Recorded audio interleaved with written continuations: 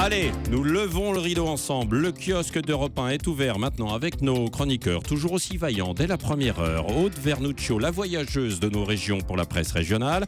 Samuel Etienne, le baroudeur de la presse internationale. Emmanuel Dutheil, l'instit de l'économie. Et Guillaume Janton, le téléspectateur averti. Bonjour Patrick. Bonjour Patrick. Bonjour à vous donc. Et on commence avec vos quotidiens nationaux. Et le Parisien aujourd'hui qui veut encore nous faire rêver. 2015, l'été sans fin, titre le journal, qui nous explique que c'est le deuxième été le plus chaud de notre histoire. Les records de température ont attiré plus de vacanciers que jamais. Et ce n'est pas fini. Que veut dire le journal par là ? Eh bien, peut-être que les journalistes du Parisien ont écouté Laurent Cabrol ces derniers jours. La météo est prometteuse pour la fin de saison, mais ça, Lolo vous dira également que rien n'est encore gagné. Quoi qu'il en soit, le soleil et les belles températures, lit-on, ont dopé la fréquentation et le moral. Le soleil a un effet très bénéfique sur l'humeur et l'envie d'entreprendre, nous décrypte un psychologue comportementaliste. À vrai dire, on s'en doute, n'est-ce pas ? Et pas besoin d'une analyse quand même très poussée. À propos justement de ces vacances d'été, comme un air de bilan aussi dans la Croix qui trouve l'explication au boom de la fréquentation de nos plages et des régions françaises. Il n'y a pas que la bonne météo de juillet parce qu'août a été un peu moins chaud, sauf sur les bords de la Méditerranée. Non, l'explication tient bien dans la nouvelle carte du tourisme provoquée par la crainte d'attentats. Les vacanciers ont bien déserté les pays à risque comme la Tunisie ou l'Égypte au profit de destinations européennes. À la une des régions maintenant, Aude Vernuccio, quelle est l'histoire qui a retenu votre attention ce matin, Aude ? Alors c'est un titre à la une du quotidien Vosges Matin, les rétroviseurs, prétexte pour arnaquer les seniors. On parle ce matin d'une technique de vol qu'on appelle l'arnaque au rétroviseur. Le principe est simple, un malfrat vous fait croire que vous avez abîmé sa voiture pour ensuite vous soutirer de l'argent. C'est arrivé à une septuagénaire à Épinal. Elle raconte qu'elle roulait tranquillement quand elle entend un drôle de bruit. Elle pense d'abord à un accident entre deux voitures derrière elle lorsqu'un automobiliste l'interpelle. Un homme d'une quarantaine d'années qui affirme qu'elle a cassé son rétroviseur en roulant trop près de lui. Elle propose donc un constat. Et là, le malfrat fait mine d'appeler son assurance, lui passe le téléphone. Sauf qu'au bout du fil, il y a un complice qui demande à la vieille dame de rembourser, tenez-vous bien, 1 990 € en espèces. Voilà, pour un rétroviseur.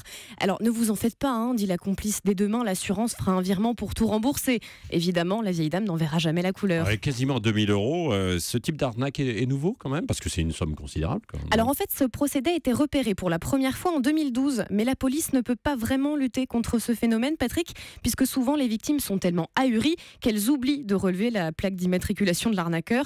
D'autant que ce sont des hommes très mobiles qui passent d'un département à l'autre plusieurs fois avant de disparaître totalement. Ouais. La police d'Épinal lance d'ailleurs un avertissement aux conducteurs âgés. Soyez très méfiants, surtout en cette période de forte affluence sur les routes. Oui, effectivement, parce que c'est bien d'en parler parce que ça met en garde d'éventuels auditeurs qui seraient victimes de ce coup du rétro. Ouais. Oui, quand même très élevé, effectivement. Il y en avait dans l'Oise il n'y a pas très longtemps. Ouais. Merci Aude Vernuccio. La presse internationale maintenant avec vous, Samuel Etienne. Avec une devinette, Patrick, pour commencer. Quelle est la ville au monde où le simple fait de respirer revient à fumer 2 paquets de cigarettes par jour ? Moi je sais.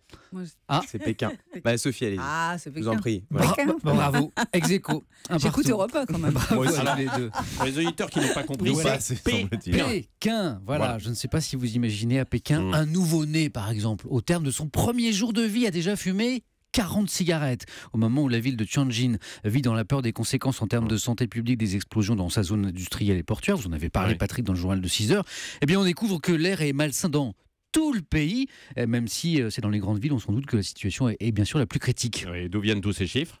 C'est notamment l'hebdomadaire The Economist dans son édition Asie qui s'en fait l'écho. Je ne sais pas si vous vous souvenez de ce smog, de ce brouillard de pollution qui avait envahi Pékin l'hiver 2012. Exact. Devant l'inquiétude des habitants, le gouvernement a installé 1500 stations de mesure de la pollution atmosphérique à travers le pays. C'est un genre d'air Paris, si vous voulez, mais à l'échelle chinoise. Et pour la première fois, une équipe scientifique des Américains de Berkeley a entrepris de décortiquer l'énorme quantité de données accumulées et le résultat les a surpris tant il est mauvais. 83% de la population chinoise est exposée à un air pollué en raison des industries, du parc automobile grandissant, mais surtout en raison des centrales à charbon. Oui, alors les conséquences, est-ce que l'on connaît le coût humain de cette pollution ? Eh bien, Ces scientifiques l'ont évaluée. Ils estiment qu'elle est responsable d'1 600 000 morts par an, soit 17% des décès chaque année en Chine. Pour eux, c'est tout bonnement la plus grande catastrophe environnementale du monde contemporain. Et oui, et puis je rappelle enfin que dans 2 jours débutent les championnats du monde d'athlétisme à Pékin. Oui. Amis sportifs, il ne va pas falloir respirer trop fort. Oui, c'est vrai. Et on en avait d'ailleurs déjà beaucoup parlé lors aussi des Jeux Olympiques il y a quelques années, effectivement, de cette pollution et des difficultés. Et c'est encore pire. Et c'est encore pire, oui. Merci Samuel Etienne. À la une de l'économie, Emmanuel Dutheil. Moi aussi, je vais commencer avec une petite devinette. Est-ce que vous connaissez le site internet Ashley Madison? Oui. Ah non. Ah, Non. Alors, donc il y en a certains qui connaissent. C'est un site de rencontre. Qui connaît là? Moi, C'est les mêmes que tout à l'heure. Guillaume et Samuel aussi. c'est surtout quand tout le monde va savoir que c'est un site de relations extra-conjugales. Je ne veux pas dire que Guillaume ou Sophie sont des ailes. Enfin bon, allez, on va revenir à l'économie. Ashley Madison, donc c'est un site canadien qui a été créé en 2001. C'est la même chose un peu que le français Glidden, là, que vous connaissez peut-être. Vous avez peut-être vu les pubs, notamment à Paris, derrière les bus. Alors, je ne sais pas si tout le monde fréquente ce genre de site, mais il est arrivé à Ashley Madison la pire des choses qui puissent arriver à un tel site. En effet, des hackers, c'est-à-dire des petits génies de l'informatique, ont dérobé en juillet dernier les données de 32 millions d'utilisateurs de ce site. Dans l'eau, il y a des Français, puisqu'il y a une version française. Et depuis, les hackers qui trouvaient qu'Ashley Madison n'était pas assez moral menaçaient de dévoiler toutes ces données si le site n'était pas supprimé, mais le propriétaire canadien n'a pas cédé. Du coup, en début de semaine, les données des utilisateurs ont été publié sur Internet. Vous pouvez lire ça notamment dans Les Échos et Le Figaro ce matin. Vous imaginez quand même un tout petit peu le bazar que ça peut créer dans certains couples. Un monde d'entreprise et d'économie quand même assez fragile. Ça montre la vulnérabilité de certains sites, quoi. Alors en effet, l'authenticité des données publiées n'a pas pu encore être confirmée, mais selon plusieurs analystes cités, notamment par un article de Radio-Canada que vous pouvez là trouver sur le net, eh bien, elles viennent véritablement du site, toutes ces données, et c'est destructeur. On y apprend que 90% des utilisateurs seraient des hommes, alors que le site s'adressait surtout aux femmes, comme le rappellent Les Échos ce matin. Plus grave, il y aurait énormément de faux profils féminins. Les données effacées ne le seraient pas du tout. Alors c'est un coup très dur pour le site. Imaginez, il ne devrait pas y avoir de doute pour ce genre de site. Le secret et la confidentialité des données devraient être totalement assurés. Alors ce n'est pas la première fois que de telles mésaventures arrivent. Votre site préféré, Patrick, Snapchat, qui promet, lui, d'effacer.